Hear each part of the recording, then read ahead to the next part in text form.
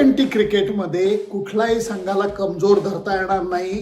ही आता बोलाची कडी बोलाचा भात राहिलेला नाहीये. T20 वर्ल्ड कपला म्हणावी तशी लोकप्रियता, म्हणावा तेवढा उत्साह दिसत नाहीये.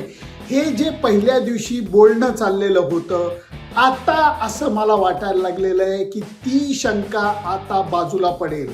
खूप जणांच्या मनामध्ये असं सुद्धा आलेलं होतं, क्रिकेटचा प्रसार वगैरे ठीक आहे, 20 संघ वर्ल्ड कप सारख्या टुर्नामेंटमध्ये तुम्ही 20 संघ घेतले.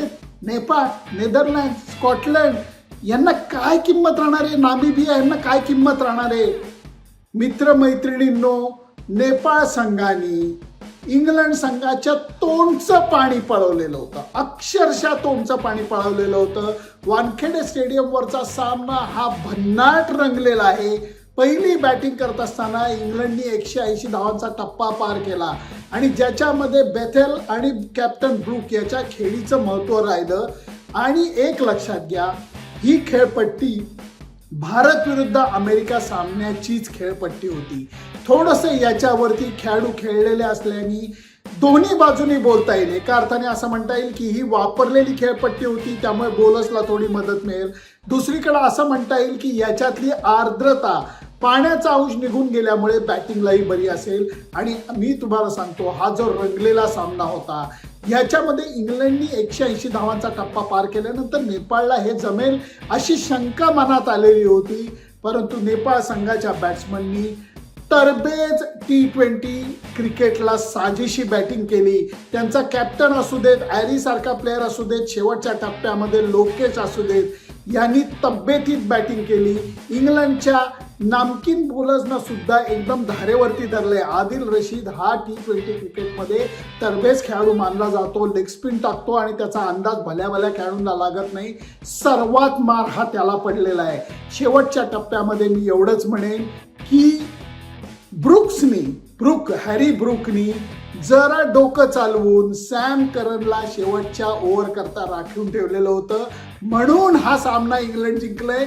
जर दुसरा कुठलाही बॉलर असता तर मला वाटतं त्याला हे थांबवणं जमलं नसतं, कारण शेवटच्या 2 ओव्हरमध्ये 24 रन्स पाहिजे होत्या आणि 19व्या ओव्हरमध्ये 14 का 15 रन झालेले होते. शेवटच्या ओव्हरमध्ये 9 का 10 रन पाहिजे होत्या. फक्त सॅम करन होता. मी का तुम्हाला सांगतो, प्लीज लक्षात घ्या, सॅम करन हा CSK गुरुकुलमध्ये खेळलेला प्लेअर आहे, म्हणजे चेन्नई सुपर किंगचा प्लेअर आहे. त्याला T20 क्रिकेटचं मर्म माहिती आहे. भारतामध्ये खेळपट्टींवर कशी बॉलिंग टाकायचं याचं मर्म माहिती आहे. तो सगळा अनुभव प्रचंड दडपणाखाली त्यांनी कामाला आणला. अप्रतिम शांतपणे ओव्हर टाकली. लोकेश, ज्यांनी समोर सिक्सर मारलेल्या होत्या, त्याला हात मोकळे करायची संधी दिली नाही, अंगाजवळ त्याला ठेवलं आणि त्यामुळे लोकेशला म्हणता तसा मोठा फटका मारता आला नाही आणि इंग्लंडच्या हाती निसटता विजय लागलेला आहे. आज अजून एक सामना रंगला आणि तो म्हणजे अफगाणिस्तान विरुद्ध न्यूझीलंडचा. कारण अफगाणिस्तानचं थोडंसं उलटं व्हायला लागलं. आता बॅटिंग त्यांची चमकायला लागली, बॉलिंगला थोडीशी म्हणावी तशी धार नाही आहे. कारण स्वतः कॅप्टन हा राशिद खान याच्या खांद्याला झालेल्या दुखापतीतनं सावरलाय, पण त्याचा बॉल, जे मी मोठ्या खेळाडूंशी काही बोललो मुंबईमध्ये असताना, ते म्हणले त्याचा बॉल पूर्वीसारखा विकेटवरनं थोडासा निघत नाहीये, त्यामुळे त्याचा परिणाम हा किंचित कमी झाला आहे. तरीही न्यूझीलंड संघाला बऱ्यापैकी घाम गाळायला लागला. अर्थात त्यांनी ती तब्येतीत मॅच जिंकलेली आहे, पण दुसरीकडे अफगाणिस्तानच्या बॅट्समननी सुद्धा मस्त धावा केलेल्या होत्या आणि त्याचा पाठलाग हा शेवटी न्यूझीलंडच्या प्लेयर्सना करायला लागलाय. दुसरा सामना तर माझ्या मते खूपच रंगतदार झालेला आहे, कारण नेपाळच्या संघाने लोकांच्या मनं ही जिंकून घेतलेली आहे. शेवटचा मुद्दा मांडतो, वानखेडे स्टेडियमवरती काय वातावरण होतं. भारताच्या सामन्याला एवढी आरडाओरडी नव्हती तेवढी वानखेडे स्टेडियमवरती आज नेपाळच्या संघाला मिळालेली आहे. त्याचं कारण भारतामध्ये नेपाळी लोक किती काम करतात याचा थोडासा अंदाज आला. दुसरी गोष्ट, नेपाळचे ज्यांच्याकडे चांगली आर्थिक सुबत्ता आहे ते सगळेजण या निमित्ताने क्रिकेटच्या मॅच बघायला मुंबईला आलेले आहेत.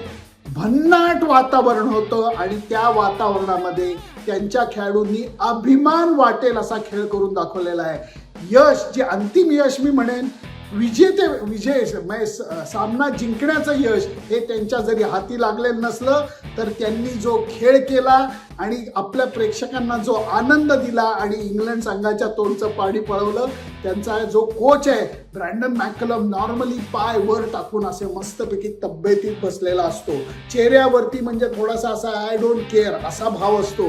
आज त्याच्या चेहऱ्यावरचे भाव सुद्धा बघण्यासारखे होते, कारण नेपाळ संघाने जी काय बॅटिंग केली आहे, 180-85 धावांचा पाठलाग करत असताना जी काही त्यांनी बॅटिंगचं कौशल्य दाखवलेलं आहे, मी खरोखर त्यांना मानतो आणि त्यांनी दिलेल्या लढतीचं मनापासून कौतुक करतो.